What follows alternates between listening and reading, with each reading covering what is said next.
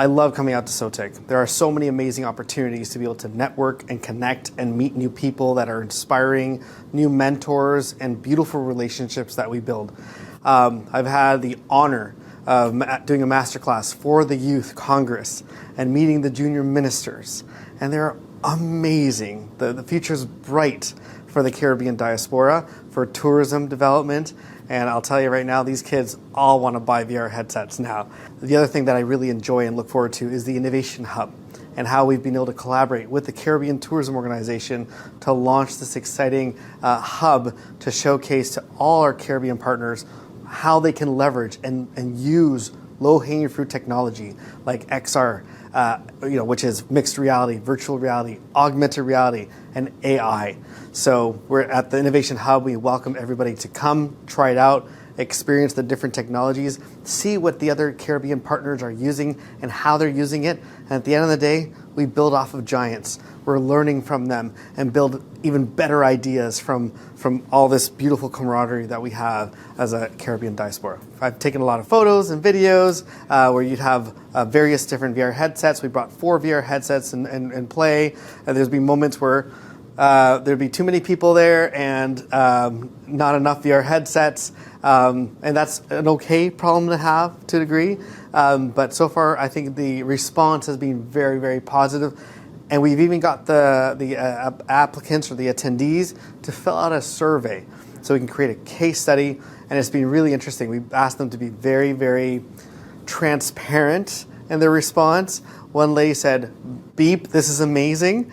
And we're like, write that. Just put that in there. It's like, oh, really? Okay, it is. It's amazing, So it's been amazing. So virtual reality, and there's VR 360 videos, for example. VR has different kind of acronyms and features that it can offer. So for example, you can be in an immersive environmental world that is created. You can be, in a historic time frame where you're looking at a salt mine, for example, or a sugar mill from back in the day, or a 360 video where we can capture it and be able to feel like you're there life size, and we can embed these 3D models to make the experience even more historically accurate and more real. So virtual reality, again, it's this immersive experience that's artificial. VR 360 videos is actual real 360 cameras that are capturing the real experience. It's not artificial. Then you have augmented reality. So think about similar like Pokémon Go, where you have a 3D model that comes into the real world through your phone. So you're scanning, you want to try out a new watch, and you're scanning some kind of a QR code or some kind of a wrist per se activation, and different watches would pop up on your wrist. And that's all augmented. And you see your hand. So you see, I got some hair on there. You'll see the hair on it, right? But you'll see the watch changing. So, and then you've got AI. So AI is just a powerful medium that we need to leverage. It is not a replacement of talent, but more of an enhancement that we need to use responsibly. So we leverage the technology of AI to create emphasis to the other forms of technology available, such as booking platforms where you can scan a QR code from like a book VR experience, and you're able to experience, type in your itinerary, and instead of asking ChatGPT, hey, give me an itinerary of what my experience would be like coming down here to Barbados, this time you go through different AI applications where you can scan it, and it'll give you the full itinerary and one invoice. And you can have a conversation with it. It can talk back to you, give, like a travel agent, if you will, and be able to provide you instant feedback right away.